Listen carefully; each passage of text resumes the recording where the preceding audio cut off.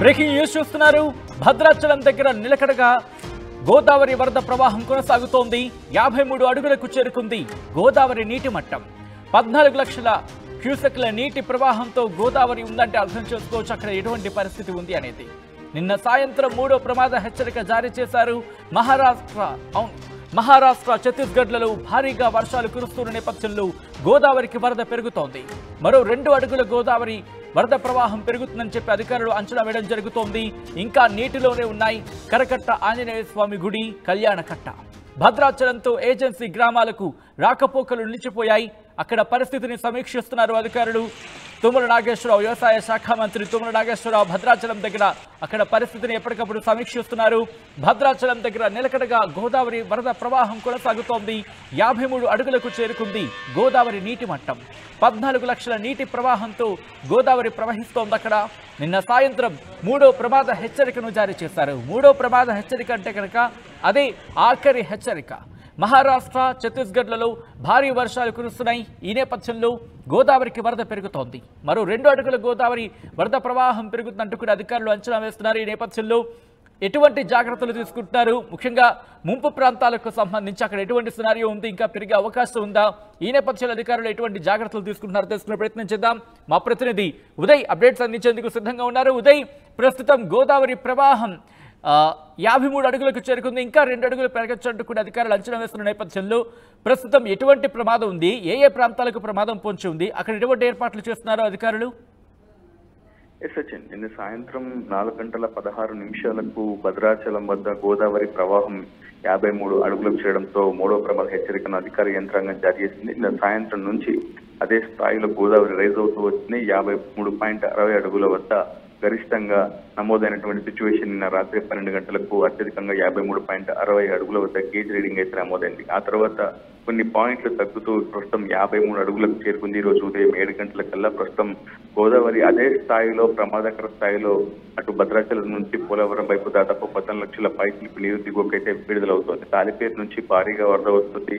గోదావరి ఎగువ బేసిన్లు ప్రాంతం నుంచి కూడా చాలా భారీ మొత్తంలో వరద రావడంతో భద్రాచలం వద్ద గోదావరి ప్రవాహం అయితే పెరుగుతోంది. ఇప్పుడు పతాక స్థాయికి ప్రమాదకర స్థాయికి ప్రస్తుతం భద్రాచలం వద్ద గోదావరి ప్రవాహం చేయడంతో చాలా గ్రామాలు జలదిగ్బంధాలు చిక్కున్నాయని చెప్పుకోవాలి. ప్రధానంగా భద్రాచలం ఏజెన్సీ ప్రాంతం అంతా కూడా ఇప్పటికే పూర్తి స్థాయిలో జలదిగ్బంధాలు చిక్కుకుపోతున్నటువంటి సిచ్యువేషన్ కనిపిస్తుంది. చర్ల, అశ్వాపురం, పినపాకలోని కొంత ప్రాంతంతో పాటు భద్రాచలం ఏజెన్సీ గ్రామాలకు పూర్తిగా రాకపోకలు స్తంభించిపోయాయి. అటు విజయవాడ, జగదల్పూర్, భద్రాచలం, భూపర్లపట్నం జాతీయ రహదారులపై ఇంకా వరద నీరు ఉండడంతో పూర్తిగా అటు వాణిజ్య రవాణా కూడా స్తంభించిపోయినటువంటి పరిస్థితి నెలకొంది. ఇప్పటికైతే భద్రాచలం పట్టణంలోకి కొంత మేర వరద నీరు వచ్చేరింది. కొత్త colony, Ashok Nagar colony, AMC colony ఈ 3 కాలనీల్లోకి వరద నీరు వచ్చేయడంతో ఇప్పటికే భారీ మోటార్ల సాయంతో ఆ నీటిని మళ్ళీ తిరిగి గోదావరిలోకి డంప్ చేసే ప్రయత్నం చేస్తున్నారు. వారందరినీ కూడా పునరావాస కేంద్రాలకు తరలించారు. నిన్న స్వయంగా వ్యవసాయ శాఖ మంత్రి తుమ్మల నాగేశ్వరరావు భద్రాచలం కరకట్టను పరిశీలించారు. అధికార యంత్రాంగంపై కూడా కొంత సీరియస్ అయినట్లు మనకు సమాచారం ఉంది. పూర్తి స్థాయిలో ఇటీవల ఇరిగేషన్ అధికారులకు వైఫల్యం కారణంగానే పెదవాగు ప్రాజెక్టు పెద్ద ఎత్తున నష్టం వాటిని పెట్టింది. కాబట్టి ఖచ్చితంగా అధికారులు అప్రమత్తంగా ఉండాలి. అనుక్షణం గోదావరి వరదలపై సమీక్షలు, సమావేశాలు చేయాలి.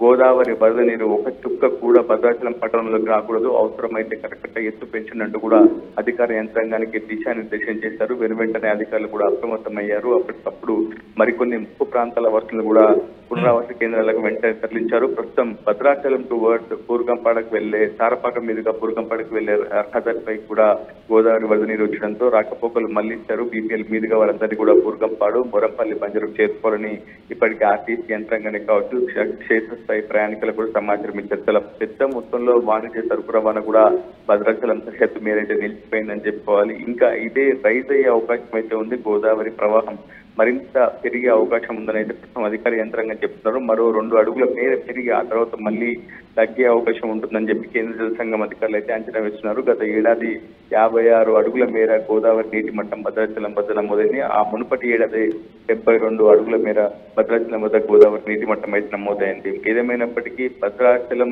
తీర ప్రాంత వాసులే కాదు, గోదావరి తీర ప్రాంత వాసులంతా కూడా ఆందోళన చెందుతున్నారు, బిక్కుమంటున్నారు. పెద్ద మొత్తంలో పంట నష్టం ఇప్పటికే సంభవించింది.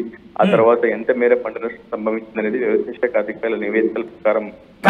కానీ ఉదయ్, ఇన్ఫాక్ట్ ఐఎండీ ఇచ్చిన రిపోర్ట్ ప్రకారం చూసుకుంటే కనుక మహారాష్ట్ర ఇంకా భారీ వర్షాలు కురిసే అవకాశం ఉందనేది క్లియర్ కట్ గా అర్థమవుతోంది. ఇటువంటి పరిస్థితి దాదాపు ఇంకొక వారం రోజుల పాటు కంటిన్యూ అవకాశం దాదాపుగా, ఎందుకంటే ఐఎండీ రిపోర్ట్ ప్రకారం చూస్తే కనుక ఎల్లో అలర్ట్ ఉంది, ఆరెంజ్ అలర్ట్ ఉంది. ఈరోజు ఆరెంజ్ అలర్ట్ ఉంది అండ్ రేపు ఎల్లుండికి సంబంధించి కూడా దాదాపుగా ఎల్లో అలర్ట్ కొనసాగిన పరిస్థితి అనేది చెప్పుకోవాలి. సో ఈ నేపథ్యంలో ఎంత మేరకు ఇంకా వస్తుందంటే కూడా అధికారులు అంచనా వేస్తున్నారు. ఒకవేళ వరద ప్రవాహం కనుక 56 అడుగులు, మీరు అన్నట్టుగా 56 అడుగులు దాటితే కనుక ఎటువంటి సినారియోస్ ని ఫేస్ చేయాల్సి ఉంటుంది, ఆ పరిస్థితి రాకుండా ఎటువంటి జాగ్రత్తలు తీసుకుంటున్నారు?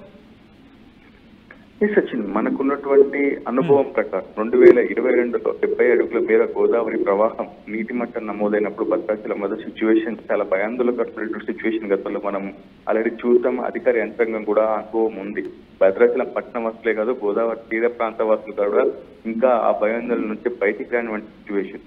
ఎందుకంటే 2022లో అప్పటి ప్రభుత్వం చాలా స్పష్టంగా చెప్పింది, గోదావరి ఎగువ బేసిన్ లో క్లౌడ్ బస్ట్ కారణంగానే పెద్ద మొత్తంలో గోదావరి నీటి మట్టం క్రమక్రమంగా పెరుగుతూ వచ్చింది. అదేవిధంగా పోలవరం ప్రాజెక్టు ముంపు ప్రాంతాలు కూడా పెద్ద ఎత్తున మిలవిల్లినటువంటి సిచ్యువేషన్. ప్రస్తుతం కూడా పోలవరం ప్రాజెక్ట్ ఇంకా నిర్మాణ దశలో ఉంది. అప్పటికే బ్యాక్ వాటర్ కూడా పెద్ద మొత్తంలో ఉంది. మరోవైపు శబరి నది కూడా అకస్మాత్తుగా పోటు